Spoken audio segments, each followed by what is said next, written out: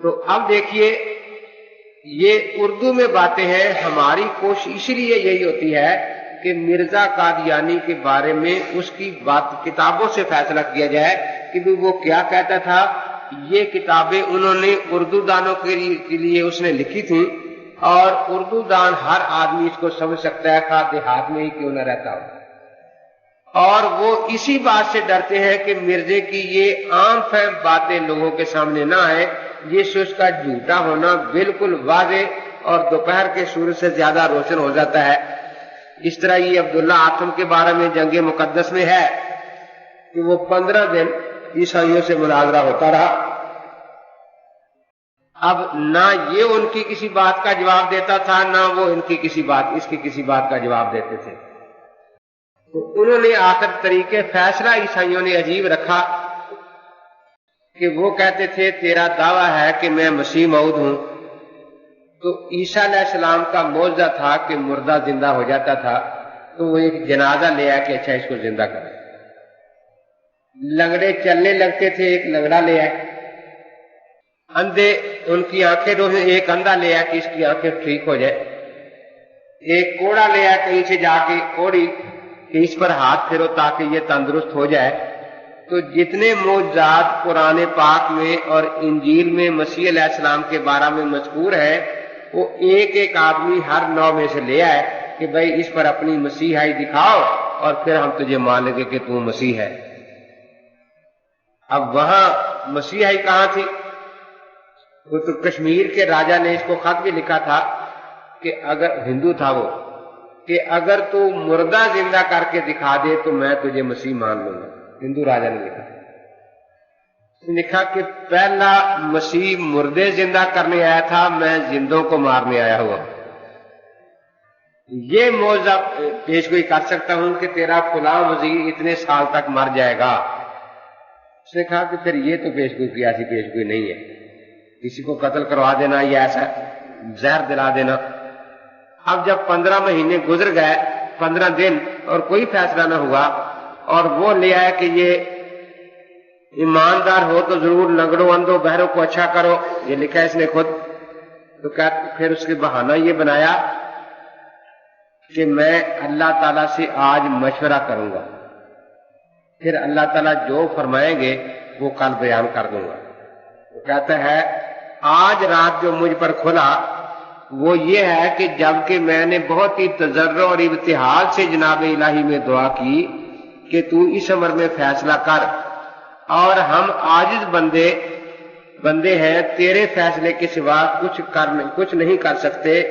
تو اس نے مجھے یہ نشان بشارت کے طور پر دیا کہ اس بحث میں دونوں فریقوں میں سے, دونوں فریق کون تھے؟ عبداللہ آتم اور مرزا قادیانی. جو فریق عمدن جھوٹ کو اختیار کر رہا ہے اور سچے خدا کو چھوڑ رہا ہے اور عاجز انسان کو خدا بنا رہا ہے, وہ انہی دنوں مباحثہ کے لحاظ سے یعنی فی دن 1 مہینہ لے کر 15 ماہ تک حاویہ میں گرایا جائے گا اور اس کو سخت ذلت پہنچے گی بشرطے کہ حق کی طرف رجوع نہ کرے. اور جو شخص سچ پر ہے اور سچے خدا کو مانتا ہے اس کی اس سے عزت ظاہر ہوگی. اور اس وقت جب یہ پیش گوئی ظہور میں آوے گی, بعض اندھے سجاکے کیے جائیں گے اور بعض لنگڑے چلنے لگیں گے اور بعض بہرے سننے لگیں گے.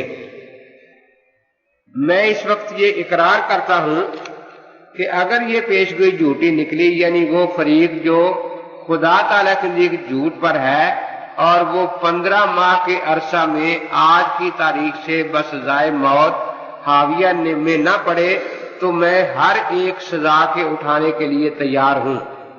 مجھے ذلیل کیا جائے, روح سیاہ کیا جائے, میرے گلے میں رسا ڈال دیا جائے, مجھ کو پھانسی دیا جائے, ہر ایک بات کے لیے تیار ہوں. اور میں اللہ جل شانہ کی قسم کھا کر کہتا ہوں کہ وہ ضرور ایسا ہی کرے گا, ضرور کرے گا, ضرور کرے گا. زمین آسمان ٹل جائے پر اس کی باتیں نہ ٹلیں گی.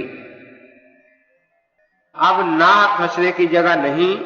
اگر میں جھوٹا ہوں تو میرے لیے سولی تیار رکھو اور تمام شیطانوں اور بدکاروں اور لعنتیوں سے زیادہ مجھے لعنتی قرار دو. لیکن اگر میں سچا ہوں تو انسان کو خدا مت بناؤ، تورات کو پڑھو کہ اس کی اول اور کھلی تعلیم کیا ہے۔ اب دیکھیے یہ اردو کے ساری اس کی باتیں ہیں، اور ہر اردو دان اس بات کو سمجھ سکتا ہے کہ اگر 15 مہینے کے اندر اندر عبداللہ آتم بسزائے موت حاویہ میں چلا جائے، مر جائے، تو پھر مرزا سچا ہوگا اور دین اسلام بھی سچا ہوگا۔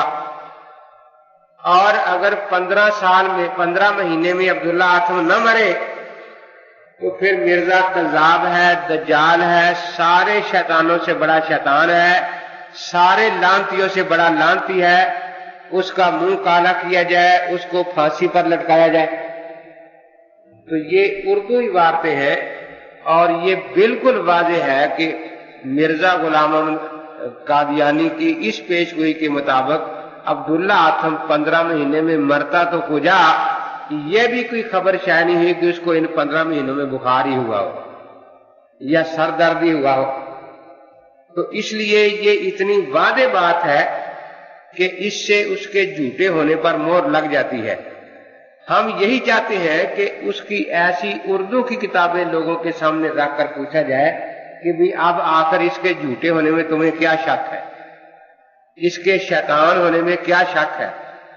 میرا تو اس بات پر اتنا پکا ایمان ہے کہ کوئی لفظ چھوڑنے کو جی نہیں چاہتا کہ وہ شیطانوں میں سے بڑا شیطان تھا، وہ سارے لعنتیوں سے بڑا لعنتی تھا، وہ کذاب تھا، مفسد تھا، خائن تھا۔ یہ جتنے الفاظ اس نے کہے ہیں نا، ہم اپنی طرف سے نہیں، عطائے تو و لکائے تو، کہ جو اس نے یہ ہار پرویا ہے تو یہ اپنا پرویا ہوا ہار اس کے گلے میں ڈال کر صرف یہی کہتے ہیں کہ حق و حقدار رسید، کہ جس کا حق تھا نا اس کو یہ ہار پہنچ گیا ہے، وہ لعنتی بھی ہے، بدکار بھی ہے، شیطان بھی ہے، سب کچھ ہے۔ تو ہم یہی چاہتے ہیں کہ اگر کوئی آدمی واقعی سمجھنا چاہتا ہے تو وہ ان باتوں کو سامنے رکھے جو اردو میں ہے اور مرزا قادیانی نے لکھی ہوئی ہے۔ تو ختم نبوت کے ساتھ میں نے یہ عرض کیا تھا کہ مرزا غلام احمد قادیانی نے حیات مسیح علیہ السلام کا انکار کیا، اور عام طور پر وہ لوگ اسی مسئلے پر لوگوں کو زیادہ پریشان کرتے رہتے ہیں۔ جیسے غیر مقلدوں کو آپ 100 کہیں کہ نماز سکھا دو ساری، وہ لے دے کے ہر پھر کے رفع دین پر آ جاتے ہیں، کیونکہ بیچاروں کا 2-3 مسئلوں کا دین ہے، اس سے زیادہ ان کو آتا ہی کچھ نہیں۔